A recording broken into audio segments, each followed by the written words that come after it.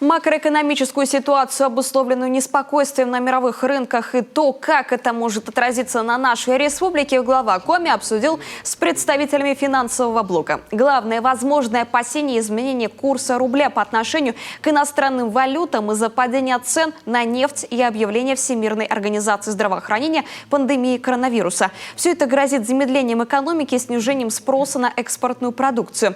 Для нивелирования последствий определенные меры поддержки уже запущены Банком России. Об этом на совещании рассказал управляющий отделением Нацбанка Глеб Черков. В свою очередь, вице-премьер и Минфин Галина Рубцова заявила, что ее ведомство также мониторит ситуацию. Что касается бюджета, то все расходные обязательства, они выполняются в рамках утвержденных параметров бюджета и в соответствии с кассовым планом. Приоритет для нас основной – это, конечно, выполнение социальных обязательств перед населением, это заработная плата, меры соцподдержки, они будут выполнены в полном объеме, которые предусмотрены бюджетом.